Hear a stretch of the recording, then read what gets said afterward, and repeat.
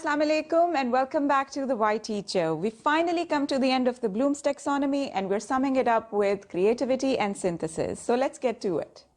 Creativity can be defined in so many different ways. To some people, creativity is expression, which means that they want to engage their skills and their talents in such a way that they're able to express themselves better in a creative manner. To some people, it is innovation, which means that there is a problem and you're finding a creative solution for the problem. So it is about problem solving. We can look at creativity in so many different ways, but what does creativity mean inside a classroom? Let's look at that. All right, so let's get right into it. So the first thing we need to understand is that creativity is not a process that is going to happen in your comfort zone. You will have to step out of your comfort zone to create something new. And in doing so, you will be faced with a certain amount of uncertainty and unpredictability.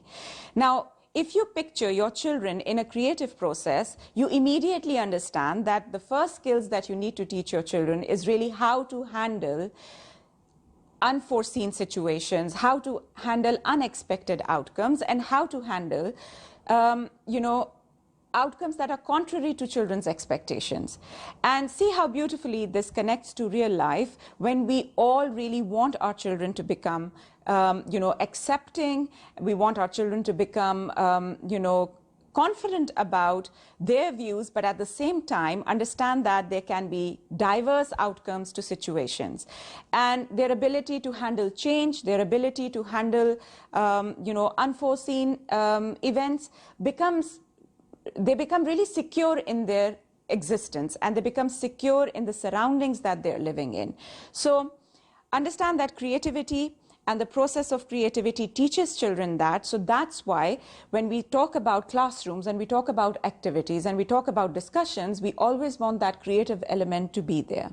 The second thing that creativity does for children is really allow them to think differently. So while the teacher may teach them a certain method to solve a problem, a classroom that encourages creativity and innovation will allow children to find their own strategies or devise their own strategies to find a solution. Now, when the brain is trained consistently to think differently, to think out of the box, then it tends to accept diversity as well. So as children grow up, they learn that society is not just made up of one train of thought. It includes people who think differently and have different choices and tend to find solutions in different ways.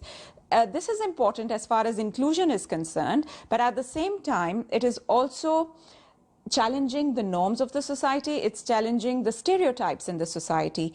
And to fight these stereotypes, you have to think differently. You cannot be thinking as everybody else and think that, the problem is going to be resolved. So creativity and providing children with the opportunity to think differently and find their own solutions is something that a Why teacher would always incorporate in her classroom. Now, it's interesting to see that creativity inside the classroom does not really happen when children are thinking the same way or wanting the same things. Conflicting ideas and views are important to creativity. So if I was just to, label children as friends and enemies inside a classroom, then a teacher should place friends and enemies in a group together. Why so? Because when they are actually trying to find a solution for a problem, they would learn to listen to the opposing view. They would learn how to include all views to, create a solution that makes everybody happy.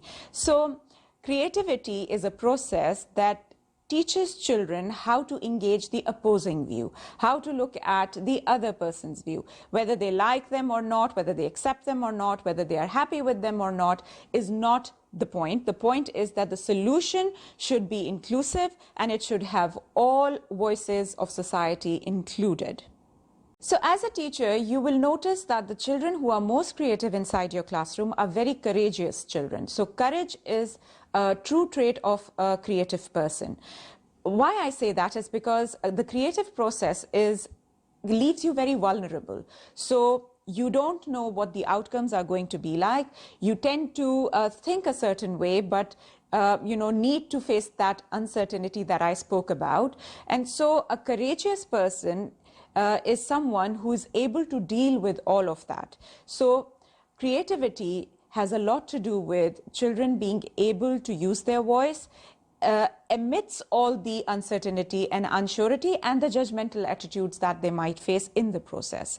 So this again is a skill, is a life skill, because when you actually move out into society and people tend to look at you as different, if you have a different voice, if you have a different appearance, if you like different things or your choices make you different, then they tend to say a lot about you, they tend to critique you, they tend to make fun of you.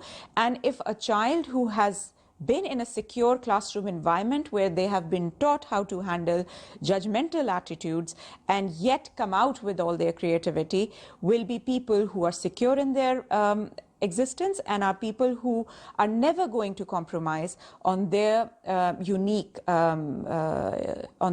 abilities and their unique identity. Another contributor to creativity is the ability of a child to take a risk. So classrooms that encourage risk-taking are classrooms that encourage creativity, because without taking a new step or without trying out something new, children would not be able to discover if their ideas held any potential or were successful.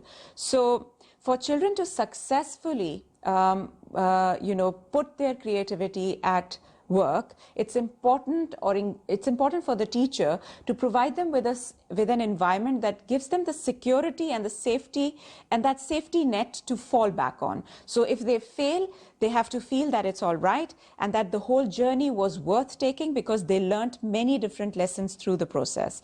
And so taking a risk is integral to the creative process, because children who become used to following the norms or become used to just accepting what is given to them are children who are followers. They never ever become leaders, because leaders have this distinct quality of taking risks.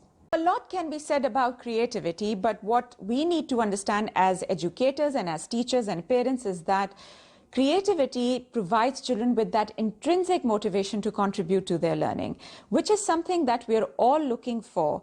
We want our children to take initiative. We want our children to, become responsible. Yet we keep telling our children what to do and we keep teaching them things. It is important to provide platforms inside the classroom to children to exercise their own ideas, to exercise their own solutions, to try and innovate and find different ways of doing things. When you provide children with activities that promote connection, that promote discussion, that promote group work, that promote cooperative learning, then you will see that your children will start to develop all the character traits that are necessary to a child who is a creative child, a contributing child, and a positive child. So from now onwards, try to look at creativity not just as something that is found in comprehension answers or in art and drama. It is not something that's associated with extracurricular activities. Creativity is a way of thinking, and it's a way a child actually adopts life. So as the Y teacher and as parents, please do try to provide your children with different creative platforms to, exercise their right of choosing things and deciding on how they want to develop their unique existence and identity. Until next time, Allah Hafiz.